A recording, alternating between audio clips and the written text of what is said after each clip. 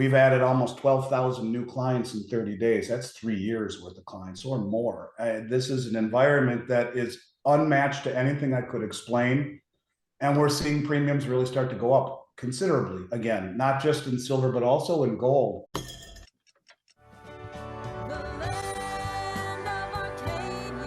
Well, hello there, my friends. Chris Marcus here with you for Arcadia Economics as we continue our coverage into the silver world.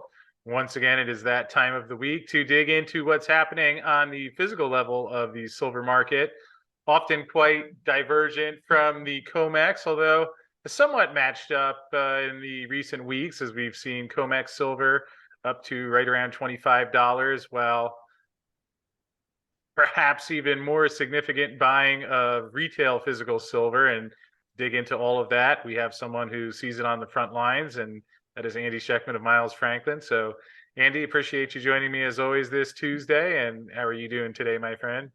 Good. I'm doing good, brother. It's always good to be here with you, Chris. Yeah, the craziness that we've seen over the last 3 weeks has not abated at all. In fact, it's accelerating, as are the premiums, and as is the availability of product, or the decreasing availability of product, things that you and I have talked about at length. In fact, every show we've done since roughly December, we've focused on the atmosphere, if you will, of availability. And I told you that I was surprised, really caught off guard around Thanksgiving, Christmas, New Year's.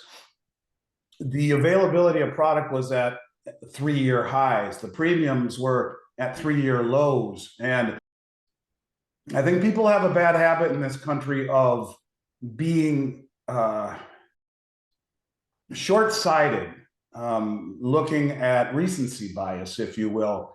Well, things are going back to normal and premiums are coming down, and it's easy for people when I, on your show, try to find a justification for it, which to me was wanting to go give grandma a hug without threatening to kill her, wanting to travel without wearing a mask, getting out and forgetting about the last 3 years being confined and locked up and afraid to do what was always normal. Go to a concert, go to a beach, go see your family, travel, enjoy the little things in life that mean so much, because nothing else made sense to me. Because the world to me has been spinning faster and faster and faster on its axis. And even though the price and the availability and the premiums were coming down, it didn't make sense to me. And it was weird how everyone kind of dropped off right around the same time. And the only thing that made sense to me was that that's what they were doing. That's what I wanted to do. I wanted to get the hell out and just unwind and unplug for the first time in 3 years to enjoy the holidays without pandemic restrictions. And I think I was right. Now, granted, there was always that event. And I've been searching for that event forever. What is that event?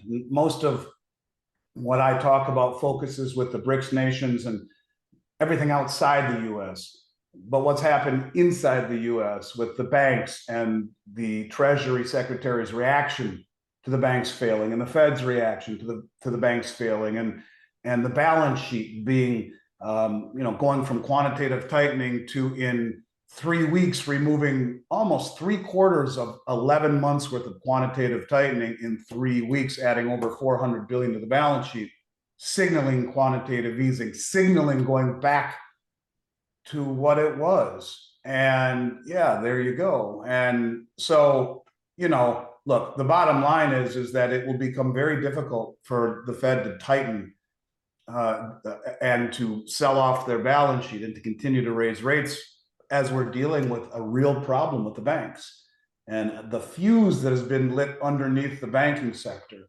whereby people are now afraid. It's one thing for me to stand here and say, yeah, the stocks and bonds, well, they're overvalued and they're risky and they're dangerous and the real estate market's overvalued. But it's a whole nother thing for people to worry that the money they keep in the bank isn't safe any longer. And it has created an environment where we've added almost 12,000 new clients in 30 days. That's 3 years worth of clients or more. This is an environment that is unmatched to anything I could explain. And we're seeing premiums really start to go up considerably again, not just in silver, but also in gold. And this is something I haven't seen really to this degree ever. And I think that the reaction to the premium market is just, it's in its very infantile stages, because we were coming from a place where not only did things slow down from Thanksgiving till really after the first of the year, you had all of the allocations, 2023 allocations come flooding in. And if you're a company at my level, the JM Bullions, the SD Bullions, the APMEXs, us, and Money Metals, all the big companies, the respected companies, they all make commitments that are made prior to the new year. Sure, we'll take this many thousands of ounces and this many thousands of ounces, and all of these commitments we make, they come in. And so we ended up with a flood of product at a period of time when demand slowed down. Premiums came way down, and I was trying to justify it by telling people this is a sweet spot. Now, here we are after 3 weeks of the craziest business I've ever experienced, and couldn't even quite explain to anyone unless you sat next to me or one of my brokers and watched what it's like. 12,000 new clients in 30 days. Do the math. I mean, divide that by 25. I mean, or if you want to say we're all working 7 days a week, which we are, it's 400 a day. Clients, not just prospects. And this is what this market is going through right now. And that small percentage of 0.5% allocation I've always talked about is growing. And maybe it's now 1%. I don't know.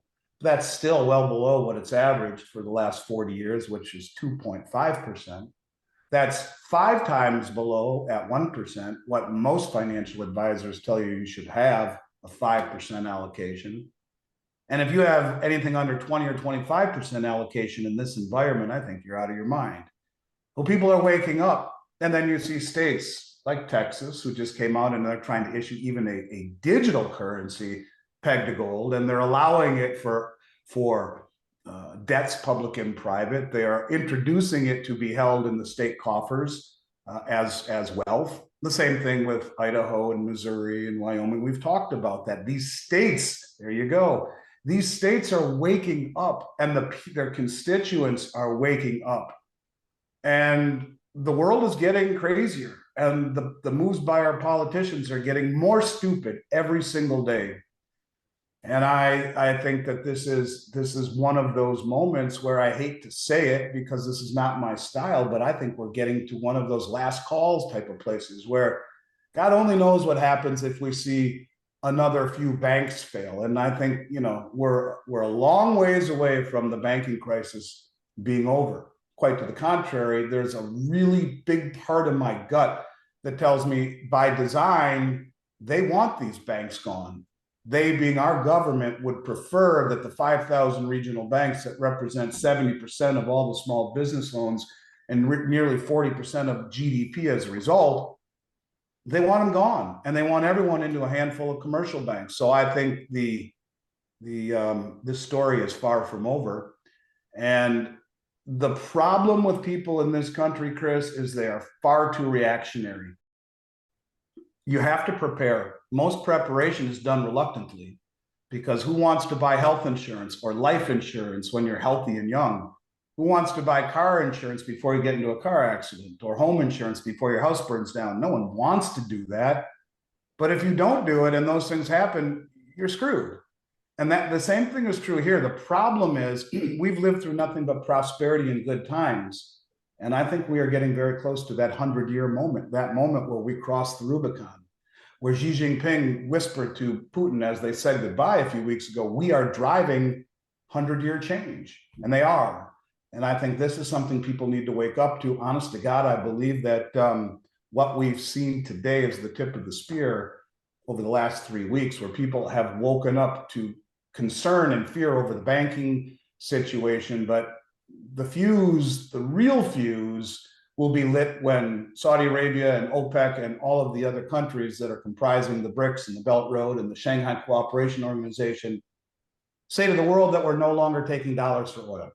And that's when everything that has happened to date becomes a fairy tale compared to what will happen when there is a global moment of de-dollarization and dumping much faster than what we've already seen, but certainly much more severe from its consequences. And you look at Saudi Arabia formally joining the Shanghai Cooperation Organization as a dialogue partner, which is the first step to full joining, and that's a very big deal. They are a military organization as well.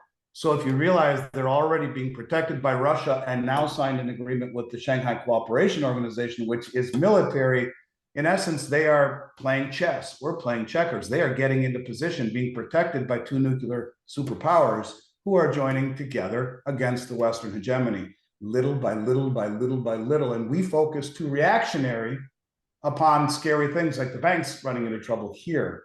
And the craziness that has ensued really, really defies anything that I can explain to people, honest to God.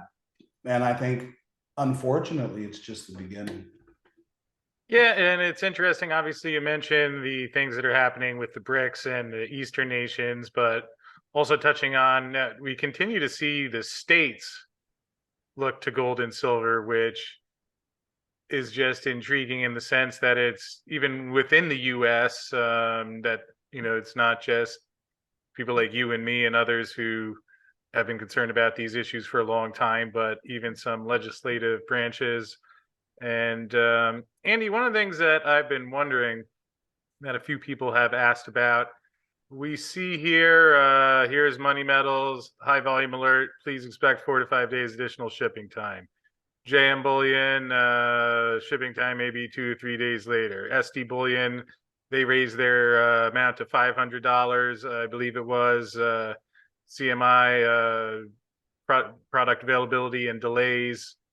What is the process like in terms of restocking what you have? I have Yara here who handles the people that contact us trying to fill orders, and she says that often some of the things on the portal are quickly going out of stock. What is it like on the restocking so far?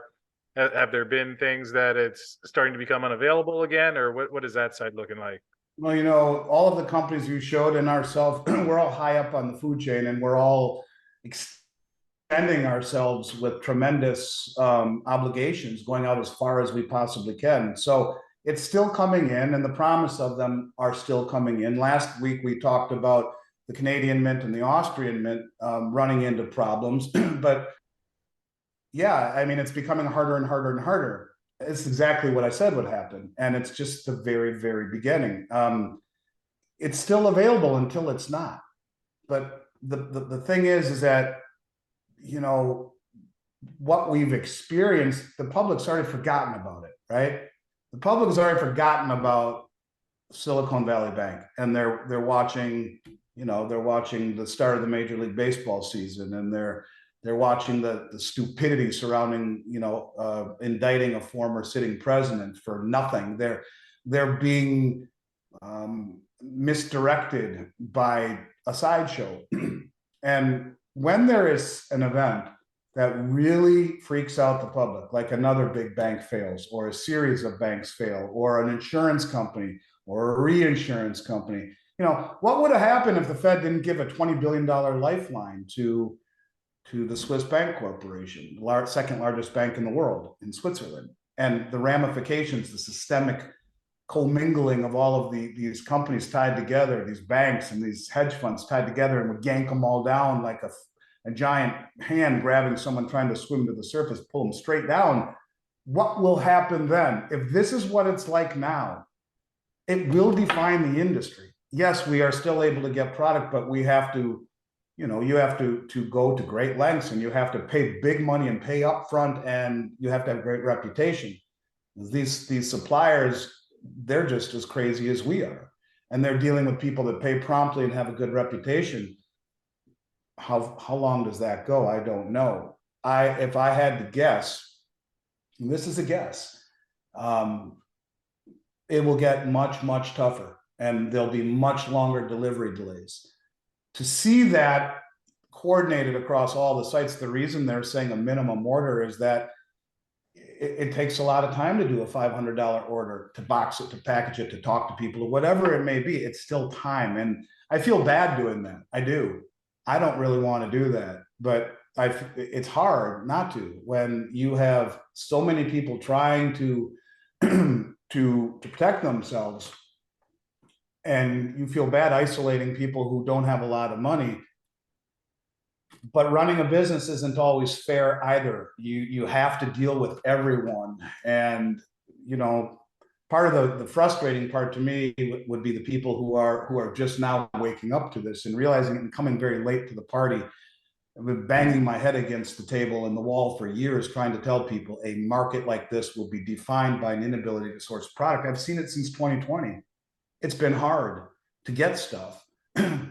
It's still okay, but I would tell you that if we see one more event, which we will, and I don't know when, one more thing that trips people out, and you will see those numbers dramatically change.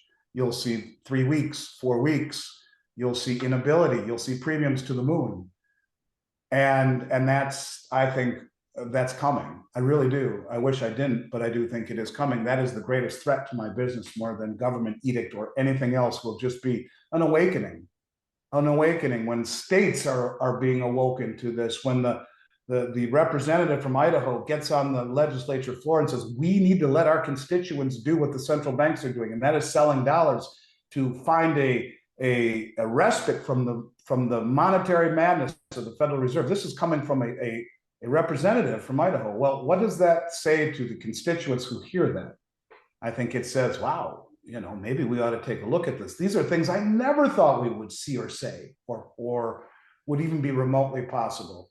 So yeah, it's coming at us from all angles, and the rest of the world is waking up at the same time, competing for the same small bit of product that is now becoming an island of refuge to this insanity globally. And it's not just the people in the US. So sorry to answer your question in such a roundabout way. It's here now, but I don't think it will be, is really what I'm trying to say. Premiums are rising. I think they'll go a whole hell of a lot higher.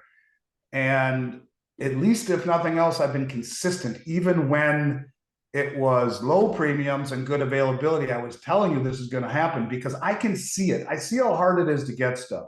I see how much more competition we have in getting stuff. I see how much you have to pay to get up to the front of the line to get stuff. It ain't easy, and it's going to be tougher. Yeah, and along those lines, had a question come in on the live stream we did yesterday. Someone was asking if there will be a time where the bullion dealers will be rationing sales. Will there be a time where, do you foresee that happening, where you can only get a certain amount, or there will be a cap? I guess almost somewhat the inverse of what we just talked about, where right now it's harder to fill the small orders. But is that something that you've thought about, or that any of the other of your peers perhaps that you've talked about or heard people mentioning? Yeah, I had a talk with my dad about it about a year ago, and I talked a little about this publicly, and he said to me, have you really thought through what could happen if the public wakes up? I said, of course I have. He says, I don't think you have. I said, okay, well, enlighten me, I said to him. And he says, what happens if you get a call from someone who says, I want to spend, $200 million, or you get a call from a hedge fund that says, I'll take everything you have. What do you do? What do you do? That's enough to put the whole industry out of business. So yeah, I think that you'll see that. And I think it will be one of these things where it's here today, gone tomorrow. I really do believe that the suppression of the gold market and the resulting drawdown in supply from the world's markets, the way they're doing it has been done by design. That is to keep it in a range and throw in a bunch of volatility, but to make it so counterintuitive to the world. Like everyone that I play golf with here, a lot of them are financial advisors. Why isn't gold going higher and all this craziness and 40-year high inflation? Yeah, shut up. I don't even want to talk to them about it. But the point is that that's all they see. The price has misdirected everyone into thinking, okay, fine, but everything will get better again, just like it did in 08 when the Fed added $8 trillion to the balance sheet to make it look better. The point of it is that people don't get out of the way of what they don't see coming. And so when they wake up and say, my God, there's a train and here it comes, it's 5 feet away, and they scream, and anything I can buy, I'll buy it like that. That's when it happens. And I don't think the dealers will have time to do that. They'll be drained in a matter of a day or two. There's that much money out there. There really is. And most of the really big money has been controlled by financial advisories who don't want to recommend that their big money leave the ecosystem of financial advisordom. That's not a word, but you know what I'm saying. It's like you make money as an advisor, not by trades, but by keeping it under the umbrella. And if someone like Steph Curry says to his agent or his money manager, I want 100 million in gold eagles now, it's not up for debate. Or someone of that ilk who's got that kind of money watching their assets bleed away, how fast does that destroy all availability? In a blink of an eye. And that's the truth. I'm buying gold eagles and buffaloes by the thousands, spending millions of dollars at a time. But what if someone wants to spend $100 million? There's that kind of money out there. What if Donald Trump says, I'll just buy $1 billion? I'll call and have his employees call every one of the gold dealers in the United States. I mean, could that happen? Sure, it could. Will it happen? I think it will. Not from Donald Trump, but by people who finally wake up and take control of their own finances. So if things were to get the way I expect them to, if and when we ever cross that Rubicon of truly losing the petrodollar status, and I do believe we will, in a matter of hours or no more than a day or two, everything in this country will be gone. And that is the 100% truth. I think that's coming. I truly do. And when that happens, I hope people will go back and remember these conversations. I am not saying this for any other reason. Look, I get more shit for saying this than anything else, and I hate it because I'm so genuine and trying to be honest and help people. People think I'm full of it because I'm talking my book. Just about everything I've talked about for the past 3 years is coming true. All of it. The Belt Road Initiative, the Shanghai Cooperation Organization, the BRICS, the potential loss of the petrodollar status. I was saying this long before Saudi Arabia ever joined BRICS. And I think if you just take a step back and look at all of the pieces that are coming together, don't look at the individual things by themselves, put them all together. And it is really difficult to come away with anything other than the world is moving away from the West. And when that moment happens, when that switch is flipped, that's when everything is gone in a matter of a day or two. So I don't think there'll be a moment where the dealers have to ration as much as it will be gone. Because the way people work, they go from, just like this market, you know, before Silicon Valley Bank, it was very busy.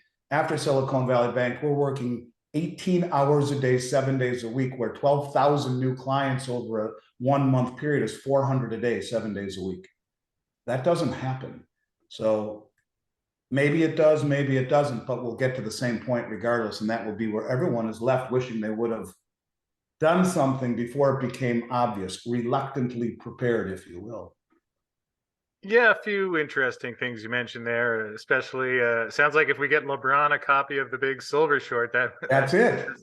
Clear things out there. And although another note that you mentioned in there, you might want to tell your golfing buddies that gold is pretty close to its all-time high. So, I mean, I guess the silver side, we're still a little bit below that, but maybe that speaks to even what you're saying about how, you know, things carry on, and here gold has crossed 2000, and again, the future is slightly over 2000 at the time of this recording. Yet, for most people, it's as if it isn't happening. And if they're saying even now, well, you know, if there are problems, how come gold isn't rising? Yes. Well, it Right. has. You know, And that's the point. Check the And price. that's the point about being too reactionary.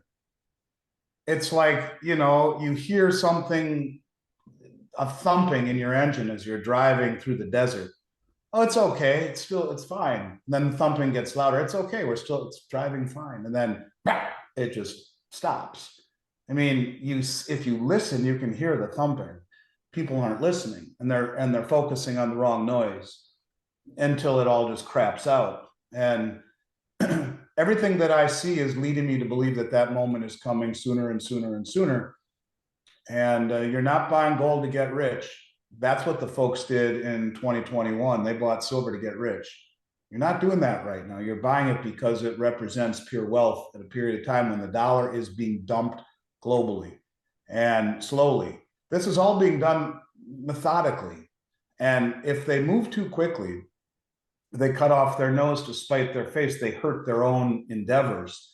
I think that this is one of these deals where it is being kept in this volatile range. It is being allowed to slowly increase, but kept in a volatile range and capped to not throw off, to not crowd themselves out of their own trades. And they're using technical analysis. It's called painting the tape to make everyone think that it's going to come back down, and because all the big money uses technical analysis. So the people that are doing this are incredibly sophisticated and nefarious, but it allows them free access to continue to drain the coffers until there are just no entities willing to sell the product anymore. So you might be right. Maybe the dealers have to limit what people can buy. I happen to think it'll come quicker than that. And I think it'll happen very, very fast, where you just get such a rush of very large buyers.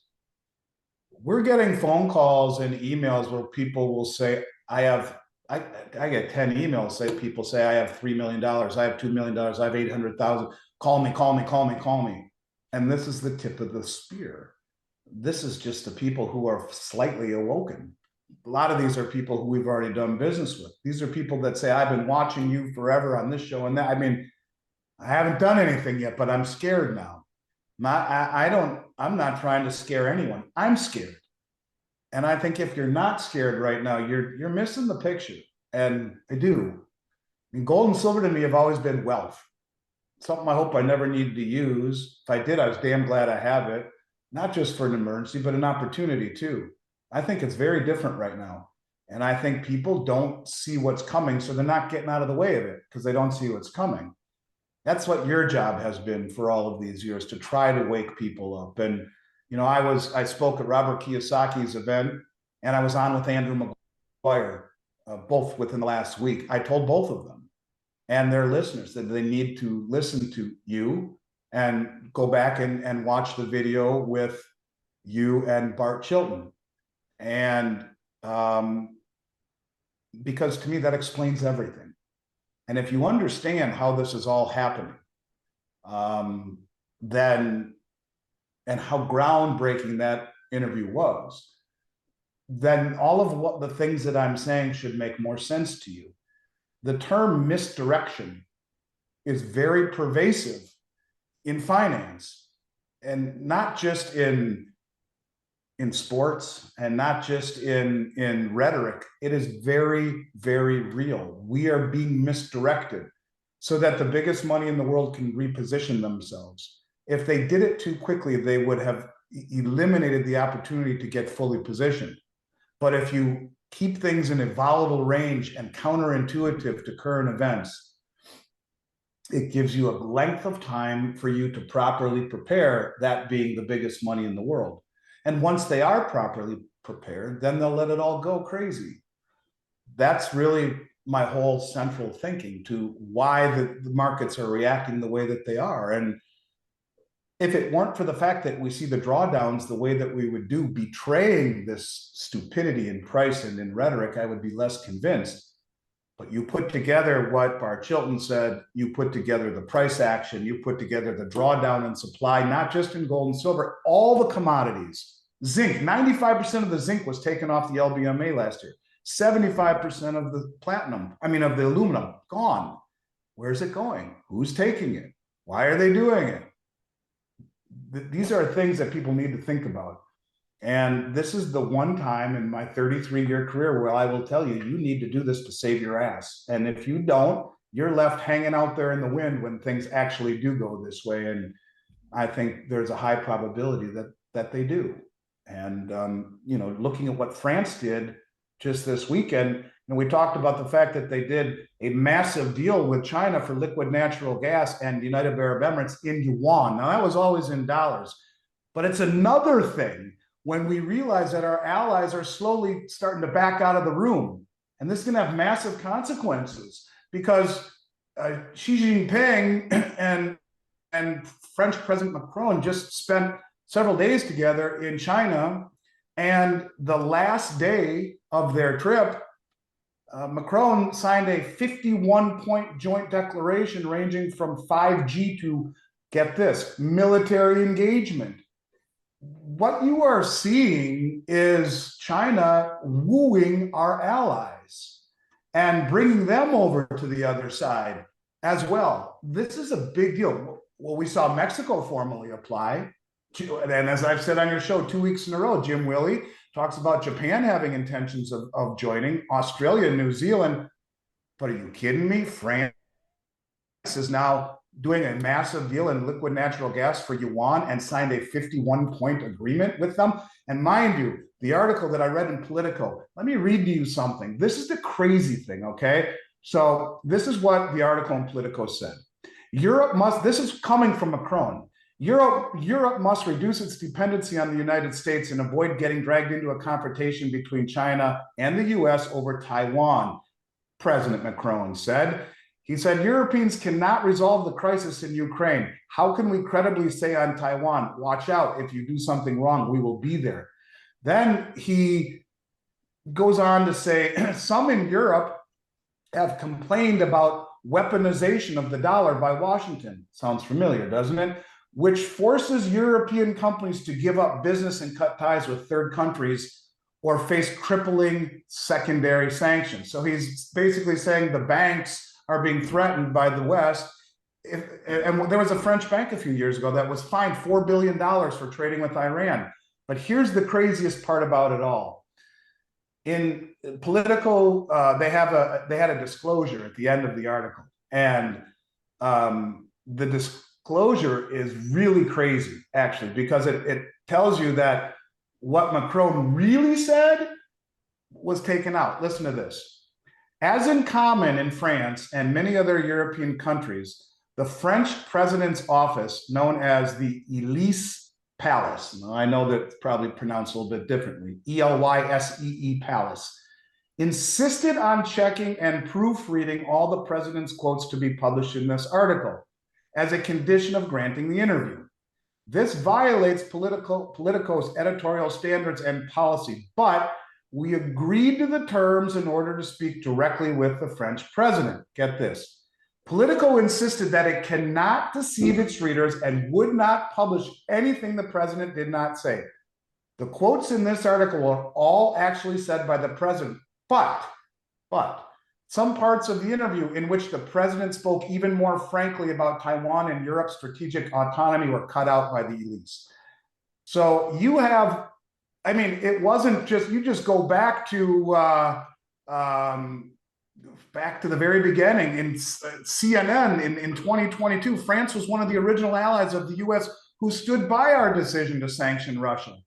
And in this deal that they did, they made a very, very, very, very big point of saying that all of these agreements that they signed, this 51-point agreement, had no commitment from China built into it to influence the end of the Ukrainian war. They were not being pressured by France to do that. They're choosing sides, and it's the game of Jenga. You know, we talked about the Kenyan president who said, we're going to sell our oil, buy oil from Saudi Arabia and the UAE in Kenyan shillings, and you better get out over the next 2 weeks. Something bad's going to happen. This market will be different. Each piece coming out is bad enough. You see France and Mexico slowly exiting the room, you know, doing the Irish goodbye. They just disappear. Where'd they go? Chris, it's getting real, man. And that's, you know, one last thing, I like analogies. And, you know, my dad often talks about getting older, and he talks about life being a roll of toilet paper. When you're young, you don't notice the toilet paper the roll getting smaller. You're young and vibrant, you don't care. As you get older, you start to understand that the roll and the cardboard is getting closer.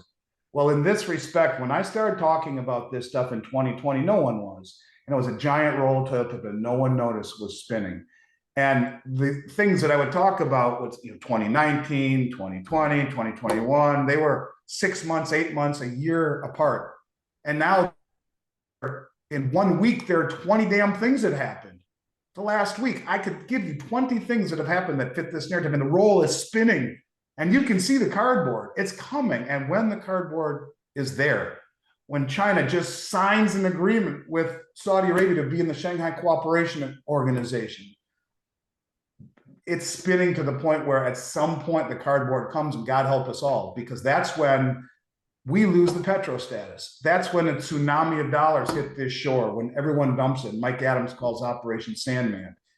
And the ramifications of that happening are once in a generationally bad. And I hope people understand this is where my motivation comes from. This is why I say there will be no product available, because something will happen to this magnitude where people will say, oh my God, what do we do? And when they all come running in the door at the exact same time, in 24 hours, it'll all be gone. So help me God, as God is my witness, I believe that will be the truth and the end result of this industry, that there's just no one willing to sell it. And that is why they say there's no bull market like a metals bull market, because it's the only one where you're trying to protect your ass instead of getting rich. And at that point, you're not selling for anything or anyone. And when that happens and the mints run out of product, good luck. You're out in the cold. Yeah, and last question for you that you touched on earlier, then some of your comments just now referenced that. You said, if a $200 million order comes in that cleans out the industry, I don't know if that was literally the number, but what do you think is the number that, if let's say a big fund comes in, or John Paulson or Warren Buffett or someone? I mean, if I had to guess, $1 or $2 billion and it's gone globally. I mean, the retail market. You're talking about the both retail silver market is and not that gold? big. Yeah, all of it gone. I mean, gone. Because if you figure the main big dealers, let's say all of us have between 50 and $75 million, and the big wholesalers a few hundred million.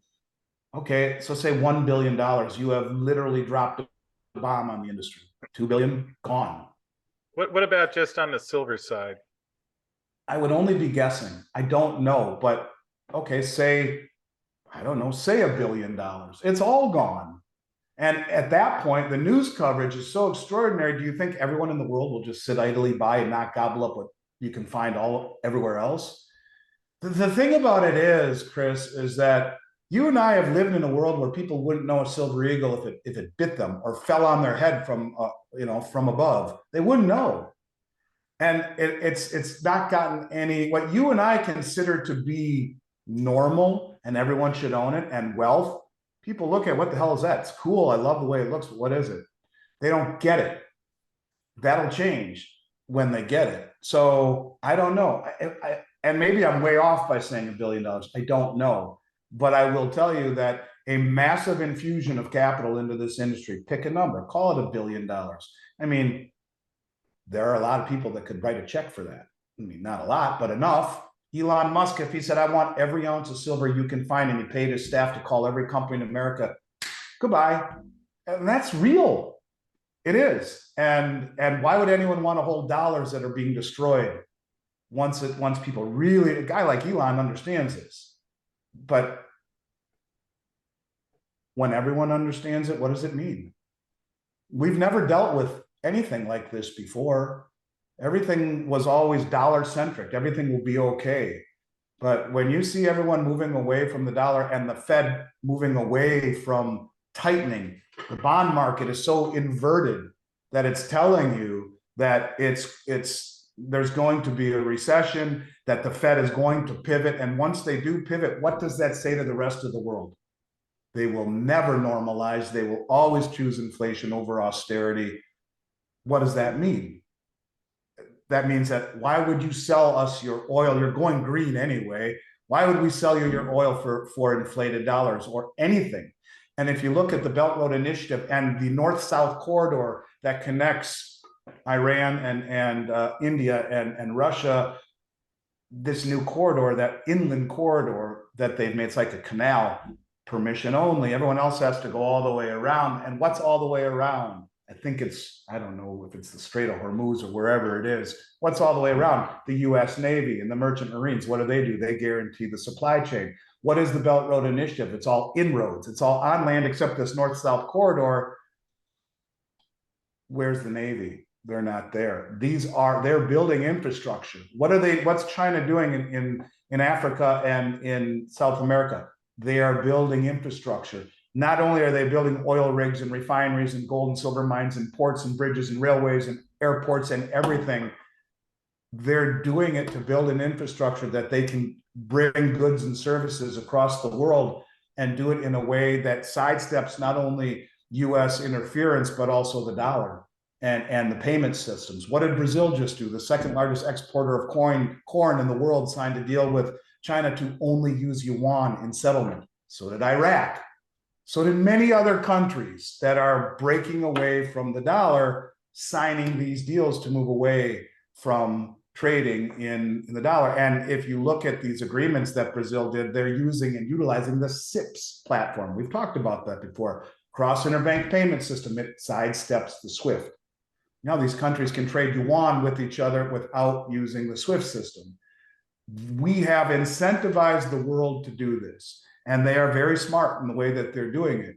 And they're doing this in a way that fosters cooperation to the point where they can actually broker a deal between Sunni and Shiite, between Saudi Arabia and Iran, and build embassies in each other's countries because of cooperation, because of peace, and breaking free of the Western dominance that is centuries old, going back to the Europeans that dominated the world. And this is their one chance. And I think they realize that, they being this growing chorus of countries, and even countries that are considered allies, France, Mexico, Australia, New Zealand, Japan, they're realizing it too. You do not want to be on the wrong side of history.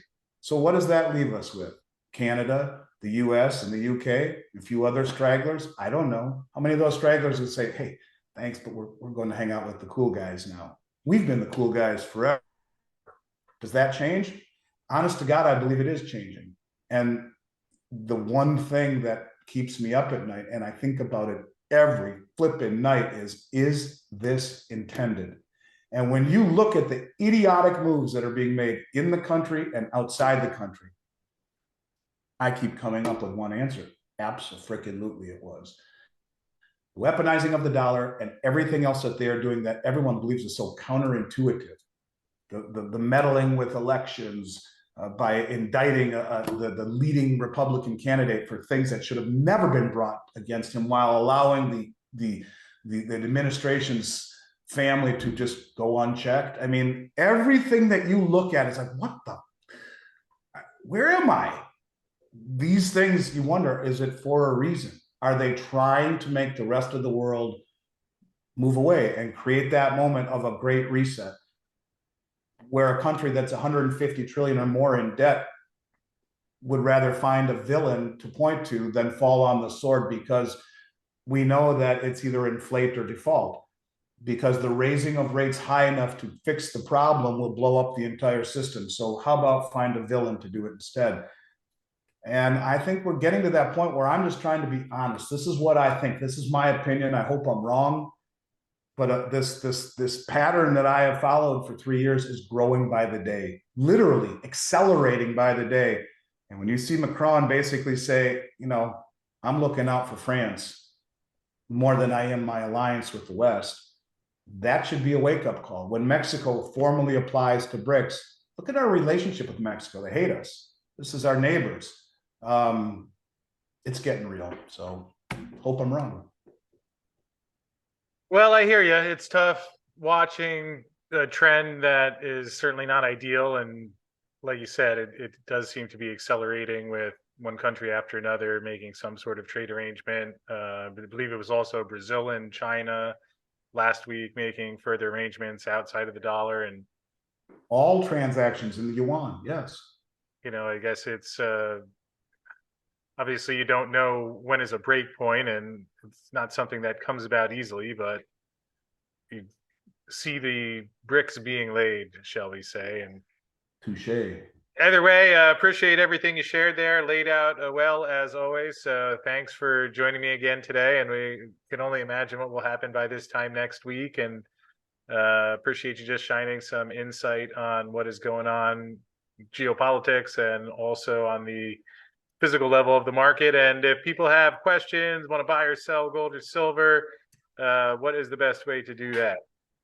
Uh, Send a email to arcadia@milesfranklin.com and let us know what kind of questions we can answer. And I love you like a brother, Chris, and I will look forward to seeing this through with you and all your listeners. And God bless you for what you do and for our friendship. And I look forward to seeing you next week. Well, thank you, Andy, as always, for this week's update. Certainly great to get his insight into the market and what he's experiencing on the dealer level, where we've seen a lot of buying really since the Silicon Valley Bank started running into trouble a couple of weeks ago and has continued since then. So hope you found that helpful at home. And real quick before we wrap up, would like to thank BlackRock Silver, who brought us today's episode, and BlackRock Silver, who did put out their maiden resource estimate last year, which they have expanded on since then, and has also encountered some lithium mineralization.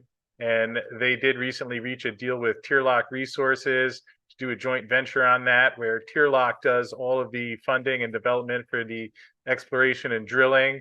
That allows BlackRock to retain access to some of whatever they produce there and also frees them from the expenditures. The deal included Tierlock to earn a 51% interest in the lithium project upon spending $5 million in 3 years, and up to 70% if the exploration expenditures incurred are up to $15 million over the next 5 years. So one of the advantages of that is that it also allows BlackRock to continue to maintain their focus on their silver project that also has gold in there as well. So good news for BlackRock, and the exploration drilling has commenced there. So things moving along quite nicely, and nice to find lithium mineralization, especially with the prices on the higher end. So just wanted to pass that along, and thank you again, BlackRock, for bringing us today's call with Andy Schectman. Hope you're having a great day out there, and we'll look forward to seeing you again tomorrow.